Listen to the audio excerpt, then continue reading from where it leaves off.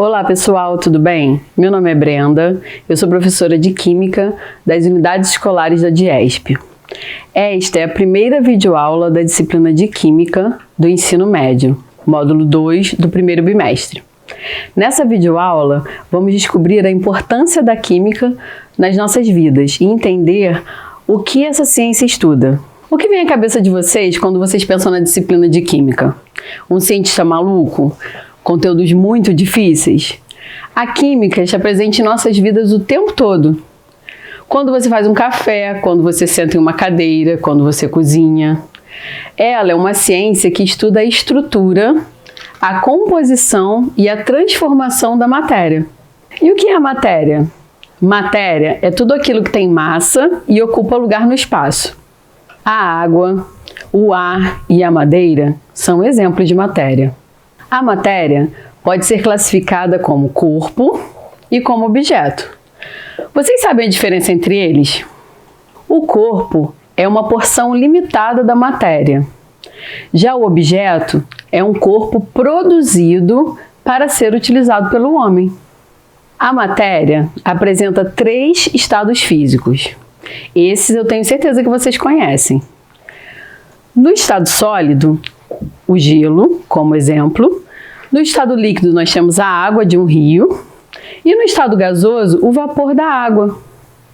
A matéria pode trocar de estado físico de acordo com o estímulo externo, como o calor e a pressão, por exemplo.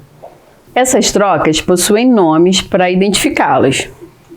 A primeira delas é a fusão, que representa a passagem do estado sólido para o estado líquido.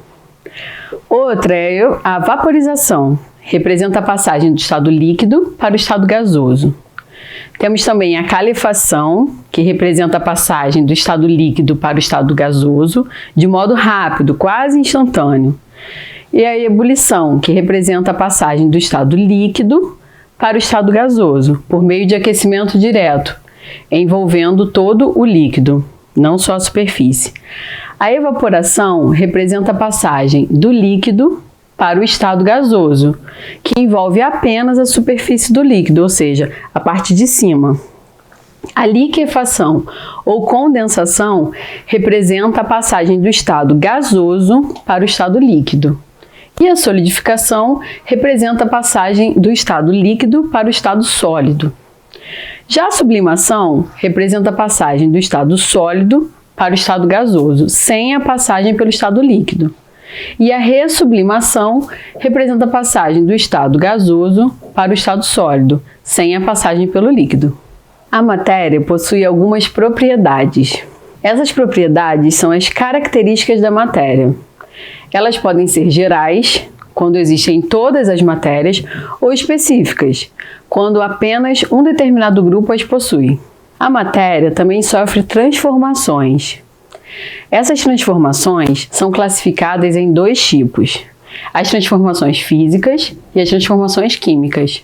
A transformação é considerada física quando pode ser desfeita e as moléculas que formam a matéria não se modificam. Como exemplo, vocês estão vendo a transformação da água do estado sólido para o líquido e do líquido para o gasoso. Na transformação química, um novo tipo de substância é produzida. Nesse exemplo, vocês estão vendo uma reação entre o sódio e a água. Ao entrar em contato, é produzido hidróxido de sódio. Essa transformação libera calor. A matéria é formada por átomos. O átomo é a unidade fundamental da matéria. É a menor fração capaz de identificar um elemento químico. Ele é formado por um núcleo, que contém nêutrons e prótons, e por elétrons, que circundam o núcleo, formando uma camada chamada de eletrosfera. Esses componentes do átomo são chamados de partículas atômicas e possuem algumas características definidas, como carga, massa e símbolo. Os prótons possuem carga positiva, os elétrons possuem carga negativa e os nêutrons carga neutra. Cada átomo é representado por uma letra maiúscula ou por 2 letras, a primeira maiúscula e a segunda minúscula. Quando 2 ou mais átomos se juntam, eles formam uma molécula.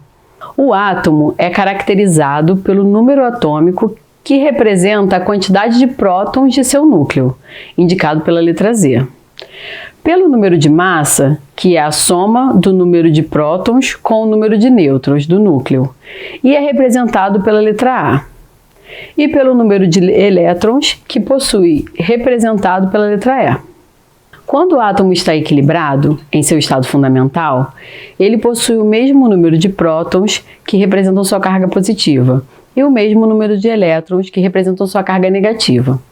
Porém, de acordo com as ligações que podem acontecer com esses átomos, esse equilíbrio pode ser alterado.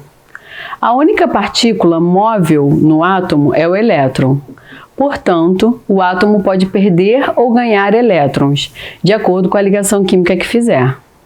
Quando o átomo está instável, ele é chamado de íon. Quando ele perde elétrons, fica com a carga positiva e é chamado de cátion, nome do íon positivo. Quando o átomo ganha elétrons, fica com a carga negativa e é chamado de ânion, nome do íon negativo. Os átomos se assemelham entre si no que diz respeito ao número de prótons, nêutrons, massa e número atômico. Essa propriedade chamamos de semelhança atômica. E para cada semelhança atômica existe um nome específico. São elas: isótopos, quando os átomos possuem o mesmo número atômico e diferente número de massa. E também possuem o mesmo elemento químico, além de possuírem um número de nêutrons diferentes. Isóbaros, quando possuem o mesmo número de massa e número atômico diferente. Nesse caso, eles possuem elementos químicos diferentes. E os isótonos, quando possuem o mesmo número de nêutrons e diferentes números atômicos e de massa. São elementos químicos diferentes. Já os isoeletrônicos ocorre quando os átomos com elementos químicos diferentes se apresentam com números de elétrons idênticos. Como eu disse no início da aula, a química faz parte do nosso cotidiano, pois tudo ao nosso redor é formado por átomos e moléculas. E como podemos perceber, a química é a ciência responsável por estudar esses átomos, suas características e interações. Esses estudos nos revelam importantes descobertas que tornam a nossa vida bem mais fácil. Um grande beijo e até a próxima aula!